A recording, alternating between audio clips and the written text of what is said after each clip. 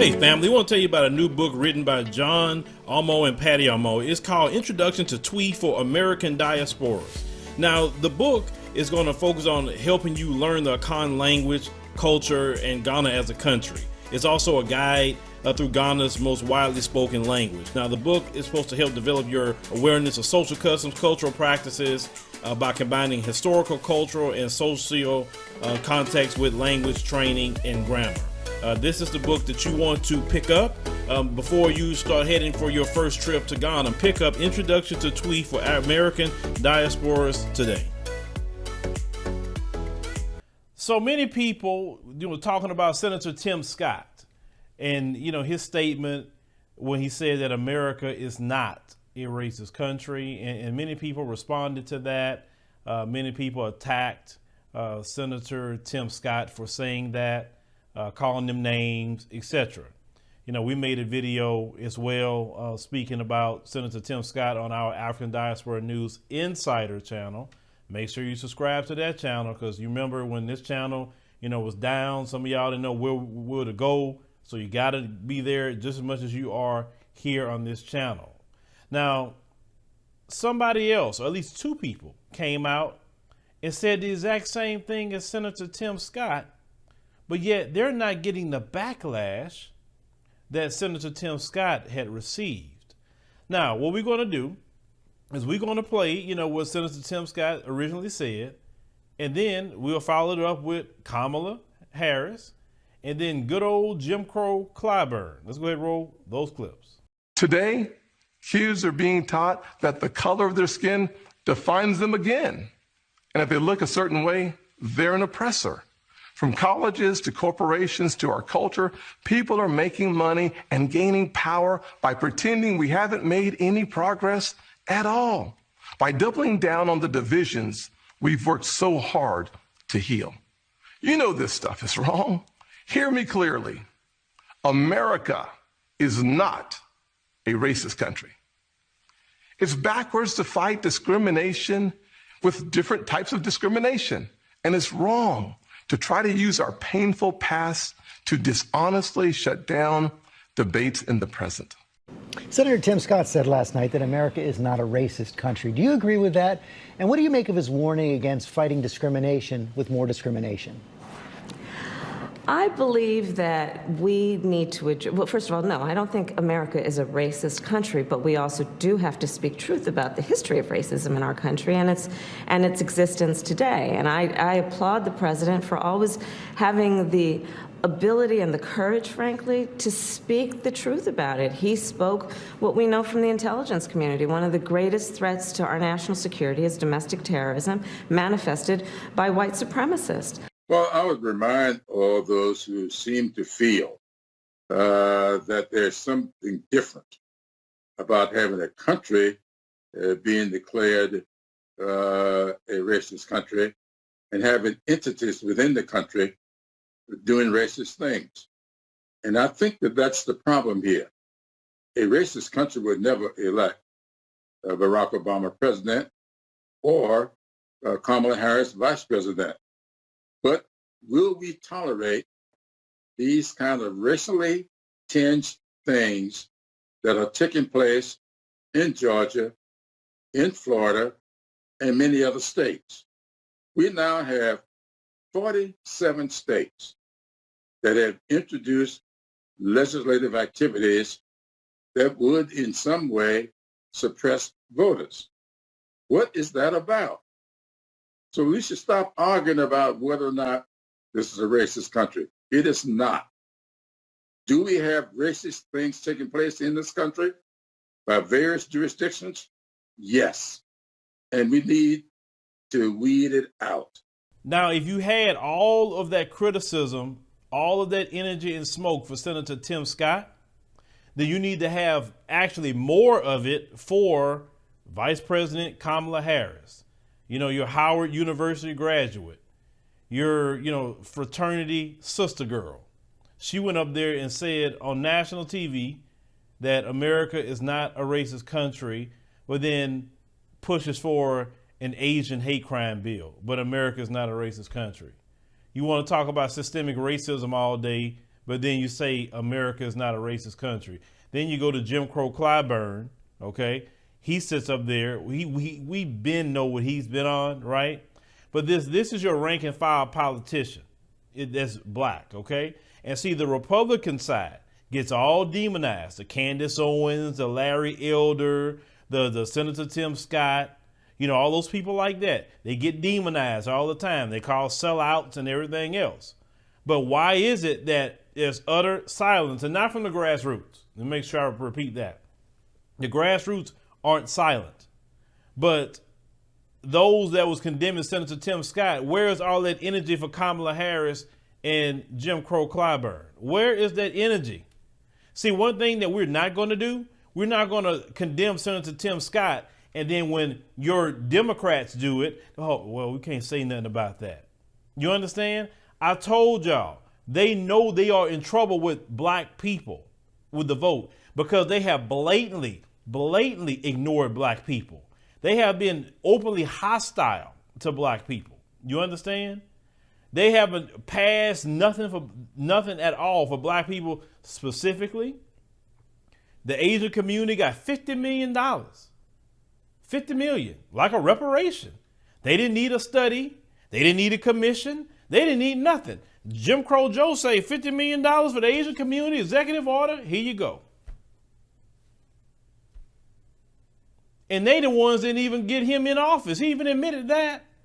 And that's how blatantly disrespectful they are. Then on top of being disrespectful to the black community, they're sitting up here saying that America is not a racist country. I'm like, how could you say that when this country was started based on white supremacy and anti-black racism, hate, rape, pillaging, thievery, sodomy, and anything else that you could think of? This country started off with hate. Hate is enshrined in the Constitution, calling black folks 3/5 of a human being. Saying in one instance in the 13th Amendment that you can't have private slave holders, but the slavery was transferred to the state. You have an entity today that has been hell on black people from slavery until now. They call them police now. They call them sheriff's department now. But it was called the slave patrol back then. That comes from slavery. You literally have institutions that was built during slavery. Every institution in America has white supremacy in it and white supremacists. So if all your institutions have white supremacy, then that means America is a racist country. The way the Democrats are trying to frame it is like, well, America's not racist, but we got racist individuals. No, George Floyd was killed by a race soldier. A race soldier is sanctioned by your government to kill if they need to kill. Okay, this is where qualified immunity comes from. So when they make that statement that or a quote unquote leader is killing his own people, well, if that's the case, then everybody's being killed underneath Joe Biden. Joe Biden killing his own people. Donald Trump killed his own people too. Oh, we need to go liberate these people because this leader killing his own people. Black people being killed. Every president has had black blood on their hands. I would like for Kamala Harris and Jim Crow Clyburn to prove to me how America is not a racist country. I even seen white people saying that, what are they talking about? We even know it's a racist country. Is that because we established it that way? I mean, yeah, it's a common sense. But this is your rank and file politician. And once again, these are Democrats, okay? These are Democrats. These are the ones that a lot of you in the black community was getting your booty to the pole because the stripper told you to. You were taking your soul to the pole like your black preacher told you to do. You were strutting to the poles. Some of you fraternity sisters strutting to the poles all in Atlanta. Oh boy, you were having a fanfare strutting to the pole. I'll never forget that. You're dancing at the church house. You're dancing everywhere. Oh boy, when Jim Crow Joe was elected, it was a plantation jubilee with y'all. He told y'all, yeah, you know, y'all got me in office and you know, I won't forget that. And the first day he got in there, transgender, we do something for them. We doing something for the Asians, you know. He do something for everybody else but y'all. And what are we going to do? What are we going to want to say? Well, we got to give him time because, the coronavirus pandemic and he needs to take care of that because our issues are a little bit more complex than what the Asians and transgenders are dealing with. So, let him take care of that first. And then, maybe the next 4 years, he can focus on us. That's the same thing you said about Obama, too. And what ended up happening? We got nothing out of Obama. At least Obama was a little bit more, he finessed you a little bit better than Kamala. Because think about it. Kamala was upfront about how she felt about black folks. This is why we didn't support her. When she said that statement that I'm not going to sit here and say I'm only going to do something for black people. No. She was upfront. At least Obama said, well, I can't just do something for black people. I got to do something for everybody because I'm the president for everybody. So I got to do something for, he said it that way. He was saying what Kamala said, but he just said it that way when people say, okay, well, yeah, it makes sense, X, Y, Z. Right? So it doesn't really surprise me that she would say it's not a racist country, when she didn't want to do nothing specific for black people. And then she, chooses her identity when it's politically expedient. So one day she's a sister girl. The next day she's Asian. That's kind of like what she do. Right. But no, if you're going to condemn Tim Scott, then Kamala Harris is just as disgusting of what she said. Clyburn, we already know he's been disgusting for years. OK, your rank and file black politician, sell us out. And let me tell you something. I'm speaking directly to the Congressional Black Caucus. Listen, brothers and sisters in this Congressional Black Caucus, what is going on? I got to ask that question. What is going on? We have so many issues in the black community. And I hear you championing immigration. I hear you talking about LGBT, and I'm going to tell you about that. LGBT, we're not getting killed for being gay or straight. We've been getting killed because we black. You just have an LGBT guy that is fighting for his life right now. He wasn't shot because he was LGBT. He was shot because he's black. Listen, black trumps everything. It trumps your economics. It trumps your gender. It trumps your sexual orientation. All of that don't even matter in the system of white supremacy when they're trying to take us out. We don't hear a strong agenda for the black community. We don't hear it. Other caucuses fight all day for the issues in their community, and they're supposed to. The Congressional Black Caucus is the largest caucus on the Hill. And yet you're talking about everything else but our issues. You're supposed to be black first, not Democrat first. I'm going to repeat that again. You're supposed to be black first, not Democrat first. You're supposed to say, listen, this is what our community needs.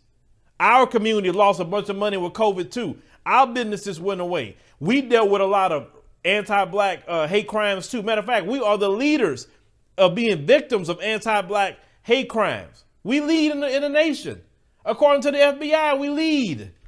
How is it that a group that registered not even 5% annually on hate crimes get a whole bill and get a reparation payment by executive order over black folks has been dealing with this for hundreds and hundreds of years, and black folks continually get nothing? And then when black people tell other black folks, hey, what are we doing supporting this party? They get that religion in them, because like I told y'all, Democrat and white Jesus, that's their religion. A lot of black folk. Well, shoot, we had to get Trump out of there. Man, that Trump. Man, Trump haven't done anything remotely close to what's going on right now. And I'm just basing it off of the numbers. Black folks had record unemployment during Trump. I'll tell you at the end of the day, I don't care if Trump's racist. We live in a whole system of white supremacy. Everywhere you go, you're going to look at some racist somewhere. I don't care less if you're racist. Just leave me the hell alone. Leave my people alone, and we good. Let us have our fair share. Let us have the fair share of the resources, the power, the money. And listen, y'all can stay in your enclave. I won't bother you. I won't come to your house. I won't do none of that. I'm not looking for your approval. I'm not looking for your validation. I'm not trying to tell you everything I'm doing. None of that. But what are y'all doing? Because see, people are getting hostile about this Democrat Party now. Because listen, even the people that support y'all the most, I seen Amanda Seals. She hardcore Kamala and Democrat supporter. And even she was mad about what Kamala said. She had to come out. Her exact words was, Kamala, you making everything that they said about you true. Everything. She had to even come to the truth about that. You know, see, all the Democrat shills have been silent about all of this. And then I got some of you, Mzungus coming in here. Why you don't say nothing about the Democrat Party? Don't come to my page talking about no Democrat Party. Because I'm not for no Democrat. I'm not for no Republican. I explained that a long time ago why white liberalism and white conservatism doesn't benefit black people.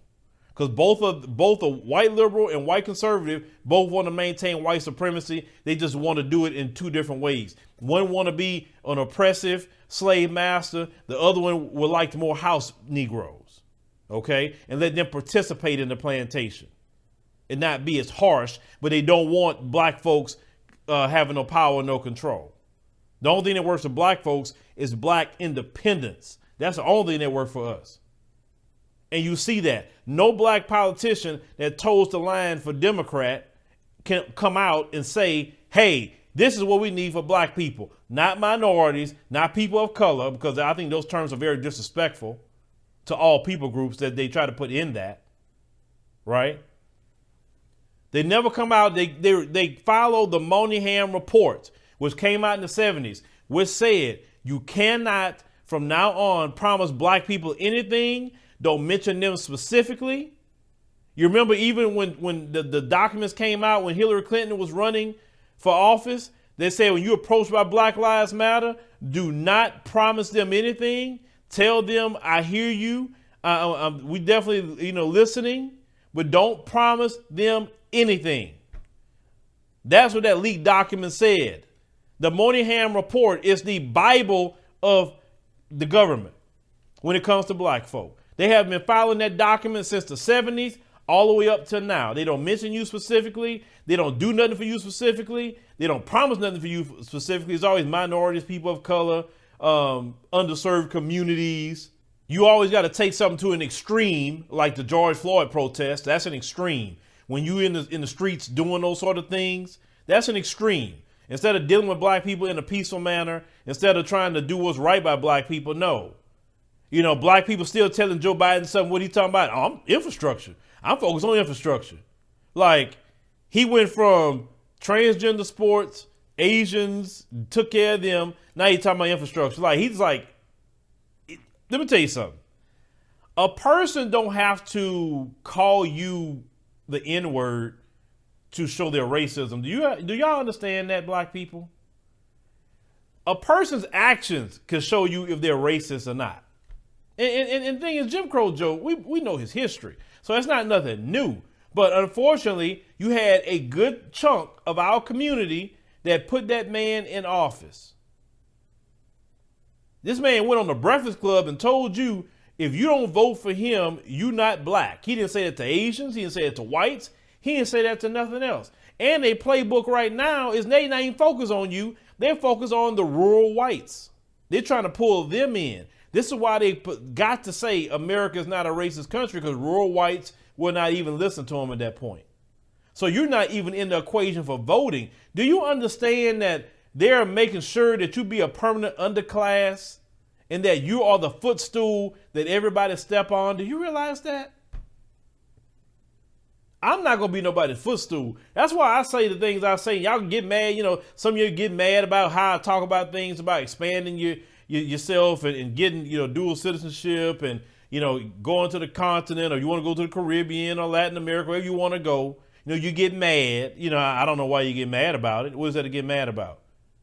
I mean, because there are people that's thinking on the lines, they could be in the middle. So that's why I'm speaking to. I'm not speaking to you. If you want to fight till you're dead and gone, and these people have been the same forever. Oh my God, just more and more as I dig into our history here in America, the same things you saying in 2021 is the same things they said in the 90s, the 80s, the 70s, the 60s, all the way back. It's like the conversations have not changed because the devil haven't changed. I just believe for myself personally, and those who believe like me, is that I want to expand myself elsewhere. I love my brothers and sisters here, but we have so much sabotage of Black America, and that Black politician have been the collaborator with the Democrat Party to sabotage us. It was a Black mayor that helped bomb Black people in Philadelphia in 1985 with the group called MOVE. It was a Black Democrat mayor that did that. You got Joe Biden as president, did the crime bill, the 94 crime bill. You notice all these bills that's hurting Black people came from the Democrat Party, but that's what y'all go run to. Get your soul to the poll, booty to the poll, and everything else. So let's see if the rest of rank and file Black folks is going to hold them accountable. We talking about Vice President Kamala Harris and James Clyburn, and also the Congressional Black Caucus. I mean, you got to start speaking up, because if you're not going to speak up and you're Democrat first, just call yourselves something else. Don't say you're Black. Because when we see the word Black, we think that you're going to fight for our issues, not everything else. You know, like when Trump was in office, you had Representative Al Green from Houston trying to get Trump out of office when we have so many issues that needs to come up in Congress for Black people. But you worrying about Trump. That's the things that we're talking about.